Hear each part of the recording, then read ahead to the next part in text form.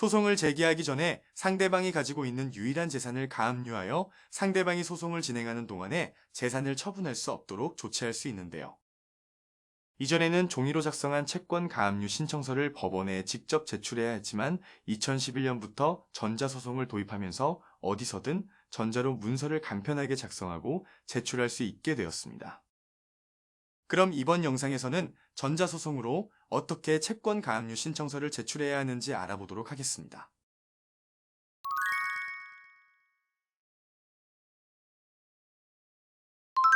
전자소송으로 가압류 신청서 접수하기 위해 친절한 소송과 함께 작성한 가압류 신청서와 증거 자료들은 모두 컴퓨터의 파일로 보관해 놓으면 접수하기가 편리합니다.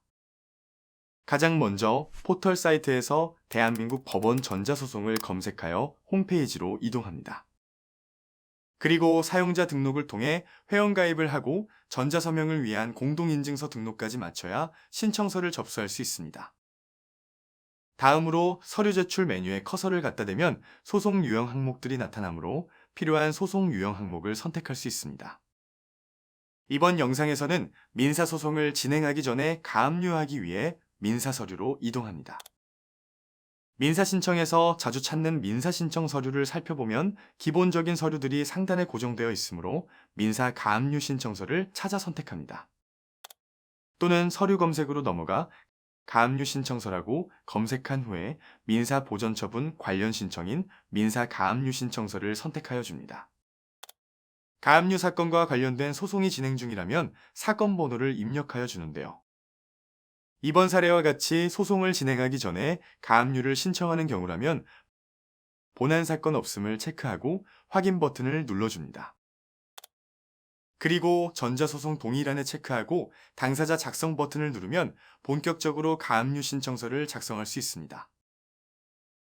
가장 먼저 사건 기본 정보를 입력하는데요. 사건 기본 정보에는 사건명 청구 금액과 피보전 권리, 제출법원, 피보전 권리의 유형, 집행대상 목적물수를 필수적으로 기재하고 그 외의 정보들은 해당 사항이 있는 경우에만 입력합니다. 사건명은 채권을 선택하거나 사건명 검색을 이용하여 채권 가압류를 선택합니다. 청구 금액은 채권 가압류 신청서에 기재된 청구 금액과 동일하게 기재하여 줍니다. 피보전 권리에는 채권 가압류 신청서에 기재된 피보전 권리와 동일하게 기재하여 줍니다. 채권 가압류의 제출법원은 제3채무자 법원 주소지 또는 본안 소송을 제기할 수 있는 관할법원인데요. 관할법원 찾기를 이용하여 주소지를 검색하고 해당하는 관할법원을 선택하여 줍니다. 피보전 권리의 유형은 해당 사항에 표시하여 주는데요. 이번 사례와 같이 물품 대금을 받아야 할 권리가 있는 채권자는 해당 사항이 없음에 체크합니다. 그리고 집행대상 목적물수는 내가 가압류할 채권의 개수를 기재하여 줍니다. 이번 사례에서는 한 건의 예금 채권을 가압류하므로 목적물수를 하나라고 기재하였습니다. 아래를 살펴보면 등록면허세와 등기촉탁 수수료 목록 항목을 살펴볼 수 있는데요. 등기 관련 수수료 납부는 부동산 가압류 시에 필요한 사항이므로 당사자 목록으로 넘어가서 당사자 인적사항을 입력하여 줍니다. 당사자 입력 버튼을 클릭하고 채권자와 채무자의 정보를 상세하게 기재합니다. 가장 먼저 청구 금액 구분에서 채권자와 채무자가 1인인지 다수인지 체크합니다. 당사자 기본 정보에서 채권자와 채무자를 각각 선택하여 상세 정보를 입력할 수 있는데요. 당사자 구분에서 채권자를 선택하고 내 정보 가져오기 버튼을 누르면 사용자 등록 시에 입력했던 정보들이 자동으로 입력되기 때문에 입력된 정보가 정확한지 확인하고 저장 버튼을 눌러 마무리합니다.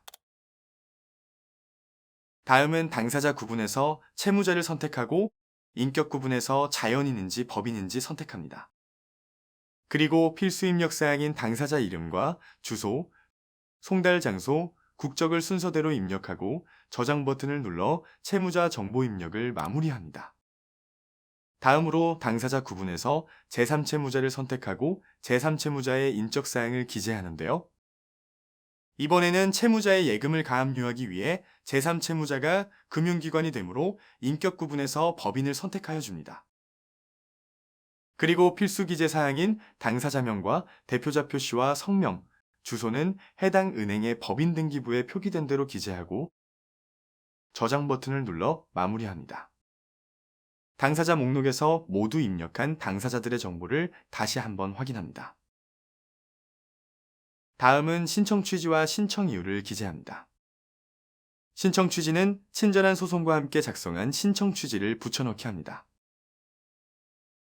그리고 신청 이유는 2000자 이내로 직접 작성하거나 신청 이유만 기재되어 있는 파일을 첨부하여 줍니다.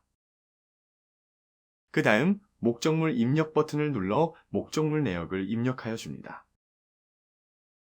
목적물은 가압류할 채권을 말하며 이번 채무자의 예금을 가압류하는 사례이므로 채무자의 예금이 목적물이 됩니다. 목적물의 내역은 친절한 소송과 함께 작성한 신청 취지 및 별지 목록 샘플에서 별지 목록 부분 내용을 붙여넣기 하고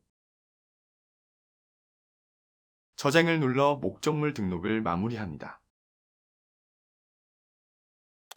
다음 소명 첨부 서류로 넘어가 파일 첨부 버튼을 클릭하거나 파일을 끌어넣어 소명 자료를 첨부합니다.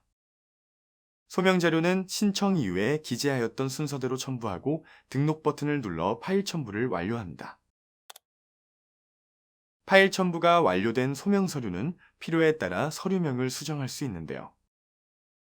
서류명을 수정하였다면 소명 서류 저장 버튼을 눌러 수정한 서류명으로 저장합니다. 그리고 소명 서류 목록을 살펴보면 왼쪽부터 서증부호, 가지부호, 서증번호, 가지번호를 확인할 수 있습니다. 간략하게 설명하자면 서증부호는 채권자와 채무자가 제출하는 서류를 구분하기 위한 부호이며 채권자가 제출한 서류는 소갑, 채무자가 제출한 서류는 소홀이라고 부릅니다. 서증부호의 가지부호는 신청 당사자가 여러 명일 경우에 구분하기 위한 부호이며 서증부호 뒤에 순서대로 가나다를 붙여 사용합니다. 서증번호는 신청 이유에서 기재한 것과 같은 소명자료 순번을 말합니다. 이때 소명자료는 20MB, 동영상은 100MB를 초과하지 않아야 하지만 만일 파일 용량을 초과한다면 여러 개의 파일로 나누어 첨부할 수 있는데요. 이렇게 첨부 용량을 초과하여 여러 파일로 나누어 첨부하는 경우에는 서증번호와 가지번호를 수정하여 첨부할 수 있습니다. 이렇게 소명자료를 모두 첨부하였다면 소명서류 저장 버튼을 눌러 첨부를 마무리합니다. 다음은 첨부 서류를 입력합니다. 가압류를 신청할 때는 가압류 신청 진술서와 진술 최고 신청서를 필수로 첨부해야 하는데요. 전자소송으로 제출하는 경우에는 간단하게 서류명을 클릭하여 서류를 작성하고 첨부할 수 있습니다. 친절한 소송에서 채권 가압류의 신청 취지 및 별지 목록 작성 방법 영상을 시청하고 가압류 진술 신청서와 진술 최고 신청서를 모두 작성하였다면 첨부 버튼을 눌러 마무리합니다. 서류를 모두 첨부하였다면 작성 완료 버튼을 눌러 첨부를 마무리합니다. 모든 서류를 작성하고 나면 작성 문서를 확인할 수 있는 화면으로 넘어가는데요. 좌측의 서류 목록에서 각 문서를 클릭하여 올바르게 첨부되었는지 확인할 수 있습니다.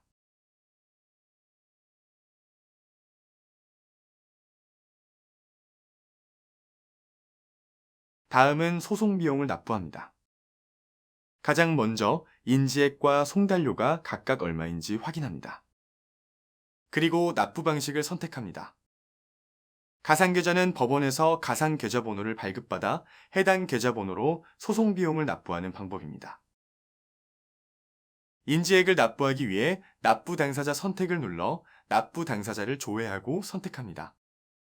이때 인지액과 송달료를 납부할 당사자가 모두 동일하다면 인지액, 송달료 납부 당사자 동일에 표시하여 일괄로 입력할 수 있습니다. 그리고 납부인도 동일하게 선택하여 줍니다. 송달료 납부 탭에서도 인지액과 동일하게 납부 당사자를 선택하고 환급 계좌를 입력하여 줍니다. 그리고 계좌 환급 불가 시 환급 통지 방식을 필수로 선택해야 합니다. 채권 가압류 신청 시에는 진술 최고 비용도 함께 납부하는데요. 채무자와 금융기관 수, 그리고 2,000원을 곱하여 계산한 금액을 법원에 보관금으로 납부해야 합니다. 이번 사례에서 채무자와 금융기관은 모두 하나였으므로 2,000원을 납부합니다. 그리고 환급계좌란에 본인 명의의 계좌번호를 입력한 후 계좌 확인 버튼을 눌러 마무리합니다. 모든 정보를 입력했으면 가상계좌로 금액을 납부할 은행을 선택합니다. 그리고 마지막으로 결제 정보를 한 번 더 확인하고 납부 버튼을 눌러줍니다. 마지막으로 문서를 제출하기 전에 첨부한 서류 목록을 한 번 더 확인하는데요. 신청서 접수를 증명하기 위한 접수 증명 신청서는 생성 버튼을 눌러 한 통으로 수정하면 서류를 제출한 후에 발급받을 수 있습니다.